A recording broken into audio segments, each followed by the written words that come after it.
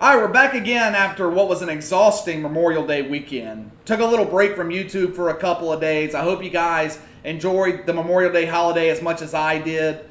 I'll always take a free holiday when I can get it, but I'll be honest with you guys, Memorial Day is one of my least favorite holidays of the year. I mean, I had a great time over the weekend, but if you live down south, you'll know what I'm talking about. Memorial Day kicks off the summer in the South, and it seems like literally overnight, it goes from being comfortable outside to downright miserable. Thursday, the weather was great.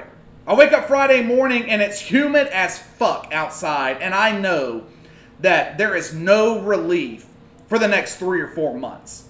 I was sweating my ass off on the golf course Saturday afternoon after being out there for about 15 minutes. But anyway, let's get back to business. I haven't mentioned one of my favorite punching bags on here in a while, and that's Bill O'Brien and the Houston Texans. Things have been really quiet in Houston lately, especially about since the draft, but that all changed Sunday. There are reports that are coming out that Deshaun Watson and the Texans are close to reaching an agreement on a contract extension. I haven't seen anything yet on the proposed length of the deal, but the annual salary is rumored to be about $40 million a year. If Deshaun Watson signs this extension, it will be the biggest mistake of his career up to this point. Not only would it be a mistake for him, I don't like this deal from the Texans' perspective either. I'm going to explain both. I'm going to start with Deshaun Watson and why it would be a mistake for him to sign this deal with the Texans. The Houston Texans are one of the worst run franchises in the NFL. They have a coach and general manager in Bill O'Brien that has no idea what the fuck he's doing. He doesn't know what he's doing on the sideline when he's coaching on Sundays. He doesn't know what he's doing when he's in the front office. He's fucking clueless. But the Texans were a disaster before Bill O'Brien came along. This franchise has been in the NFL damn near 20 years. Never made it to a conference championship game. They've never made it past the divisional round of the playoffs. Before Deshaun Watson came along, the Texans have never had a franchise quarterback. And they were drafting near the top of the draft seemingly every year. Never had a franchise quarterback.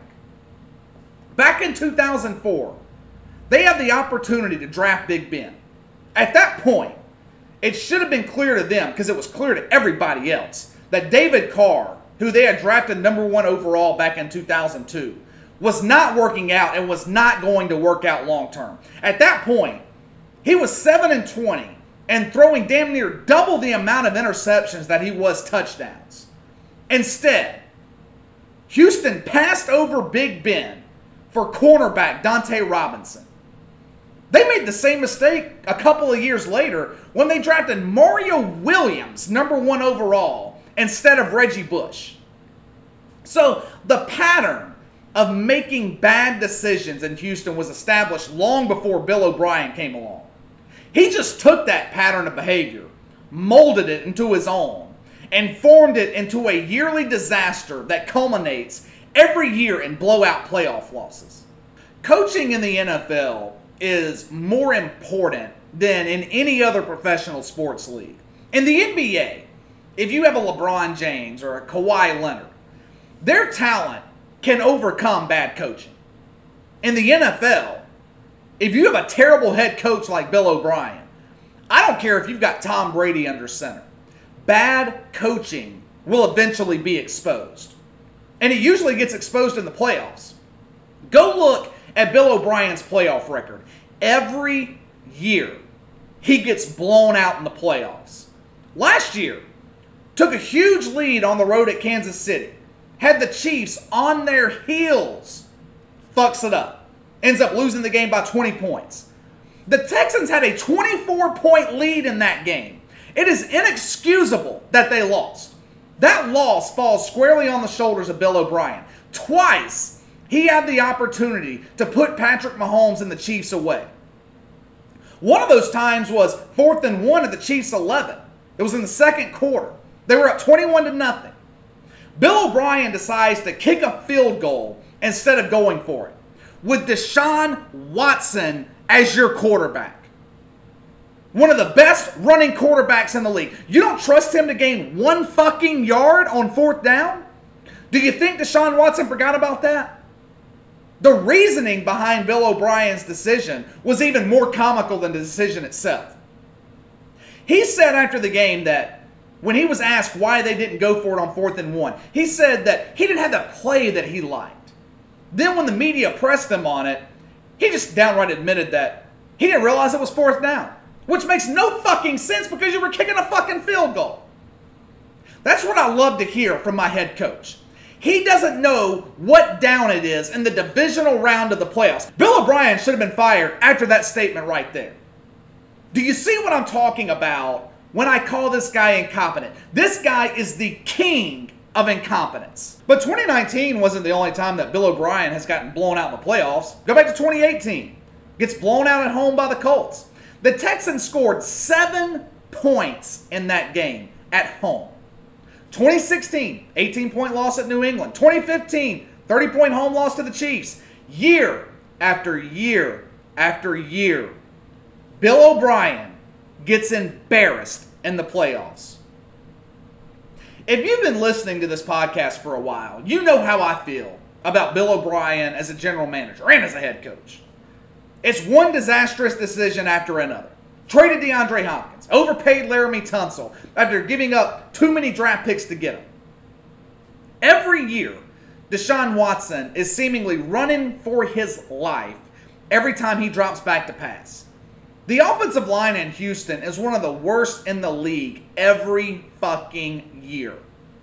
Deshaun Watson's been sacked 125 times since 2017. Led the league in sacks in 2018. 6th last year in sacks. To put that number in perspective for you, Drew Brees in New Orleans. He's been sacked 136 times since 2014. So basically, Deshaun Watson is getting sacked twice the amount of time as Drew Brees is. The reason I bring up the history of the Houston Texans as an organization and the outright incompetence of Bill O'Brien is because things are not going to change in Houston. If Deshaun Watson wants to win a Super Bowl, if that is his goal, it's not going to happen in a Texans uniform. I know Deshaun Watson sees the same things that we all do. He's not a dumb guy. He knows going into most games that he's going to have to overcome the incompetence of his head coach. He knows going into the playoffs that the Houston Texans are going to be outcoached. Just look at the AFC coaches that were in the playoffs last year. Andy Reid, Bill Belichick, Mike Vrabel, Sean McDermott, John Harbaugh. Every one of those guys will coach circles around Bill O'Brien. Hell, the Bills should have won the wild card game in January in Houston. They gave that game to the Texans. It was a learning experience for Josh Allen. But that shit's not going to happen again. The Texans as an organization, they're not going to change. Not if you look at history to give you a prediction of the future. There are just certain franchises in the NFL that are consistent bottom feeders. The Bengals in Cincinnati, the Browns, the Dolphins, and the Houston Texans. Now, I know it's hard to say the Texans are bottom feeders because they make the playoffs every year. I know they win the AFC South, but let's just be real. Going into the playoffs every year, does anyone really consider and look at Bill O'Brien and the Texans as a legitimate threat to win the Super Bowl? Fuck no. Why is that? I mean, the Texans, this team is a top 10 quarterback. They've got a franchise quarterback. They've got J.J. Watt, one of the best defensive players in the league, arguably the best. Why are the Texans not talked about as Super Bowl contenders? Because they've got a bum for a head coach. And the history of the organization is ripe with failure. I understand why it would be hard for Deshaun Watson to turn down this extension. I mean, it's $40 million a year. It'd be hard for anybody to turn it down. He's been playing well below his market value his entire NFL career. He's seeing a guy like Dak Prescott a few hours away in Dallas being offered $35 million a year, and he knows that he is a better quarterback than Dak Prescott. But if Deshaun Watson wants to win a Super Bowl, if that's his ultimate goal, he needs to be patient. He needs to turn down this extension and wait one more year, and I'll tell you why.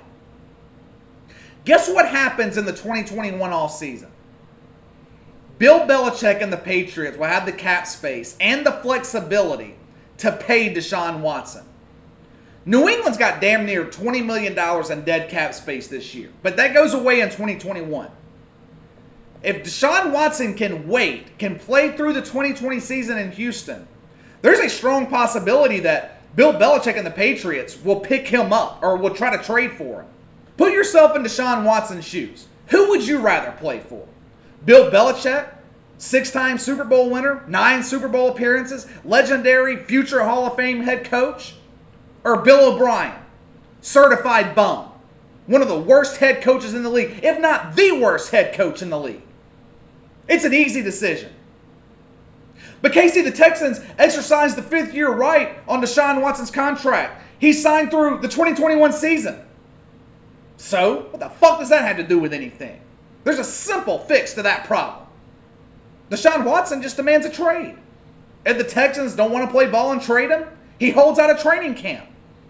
What can Bill O'Brien do at that point if Deshaun Watson holds out a camp? You don't want a guy in your locker room that doesn't want to be there, especially when he's the captain of your football team. Now, would this be bad for Deshaun Watson's public image? Yeah, probably. Temporarily anyway. But we have seen star players in the NBA force their way out of bad situations. And they take a PR hit in the short term. But then, a couple months goes by, the regular season begins, and it's all but forgotten. It rarely happens, though, in the NFL, where a franchise quarterback forces his way out of town. But we just saw it happen a couple of years ago in Washington. Back in 2017, the Redskins, they franchise tagged Kirk Cousins for the 2nd consecutive year. And he was not happy about it. He was pissed off about it. March of that year, he requested a trade. Dan Snyder just refused to trade him. So Cousins' contract was a point of contention the entire season. And as a result, the 2017 season in Washington was a disaster. Redskins go 7-9. Kirk Cousins throws for 1,000 less yards than he did in 2016. So it has the potential to be disastrous in Houston if Deshaun Watson had requested a trade and then he was denied. But like I said earlier, I don't think it's a good idea for the Texans to pay him $40 million a year either. The reason is the same reason that I've talked about a million times on this podcast. I just talked about it a couple of days ago. Paying your franchise quarterback a significant portion of your salary cap does not work. At $40 million a year, Deshaun Watson would be eating up over 20% of the Texans' salary cap. This team's not fucking winning playoff games with Deshaun Watson making a shade over $1 million a year. Bill O'Brien can't manage the salary cap when he's got a quarterback on a rookie deal. Now multiply Deshaun Watson's money times 40. Do you really think Bill O'Brien is going to be able to bring in other players to help his quarterback? He can't do it now. This Texans roster is full of holes. They don't have a pass rush, which is mind-boggling considering they've got J.J. Watt, who's one of the best pass rushers in the league. The offensive line is an embarrassment. The secondary is dog shit. They need a number 1 receiver because they just shipped theirs to fucking Arizona and got nothing in return for him. And no, Brandon Cooks is not a number 1 receiver. Right now, the Texans is a roster loaded with number 2 and number 3 options at receiver. Now, you tell me, if the Texans paid Deshaun Watson $40 million a year, how are they supposed to fix all those needs? The simple answer is, they can't. Hell, they haven't done it in 3 years with Deshaun Watson playing on his rookie deal. What would end up happening is you're going to have a similar situation to what you have right now in Seattle and Green Bay. Those teams are Russell Wilson and Aaron Rodgers and very little else. But there's a difference between Russell Wilson, Aaron Rodgers, and Deshaun Watson. Both of those guys won their Super Bowl rings before they got their big contract extensions. Deshaun Watson hasn't proven a thing yet. He doesn't have a ring. Hell, Deshaun Watson hasn't made it past the divisional round of the playoffs, where the Texans get consistently blown out. Now, I think Deshaun Watson could be a Super Bowl winning quarterback in the future, but he hadn't done it yet. This contract extension is a mistake for both the Texans and Deshaun Watson, but I think it would be a bigger mistake for Deshaun Watson. The reality of the situation is he's just playing for a bad organization. If winning a Super Bowl is his ultimate goal, it is not happening in Houston. Not as long as Bill O'Brien's the fucking guy calling the shots. The Texans franchise, to me, they kind of remind me of a slot machine in a casino. A slot machine, they tease you. It's always up and down. You win $20, you lose $25. Win $200, lose $300. But every so often, the reels on the machine tease you by getting oh so close to that progressive jackpot that pays out $2 or $3 million. It does it just enough to keep you putting your money into the machine, thinking that this next spin, I'm going to hit it. When the reality of it is, it's just never going to happen. The Houston Texans are the same way. If you're a fan of the Houston Texans, you know what I'm talking about. Every year, it's up and down. Things look so promising during the regular season. They win 10 games, they win 11 games. Every now and again, they'll beat a team like New England or Kansas City in the regular season. They give their fans just enough hope to get you to believing that this is the year that we're going to put it all together and win it all. Then January rolls around. The playoffs come around. And all hope vanishes. Your team is once again embarrassed in another blowout loss.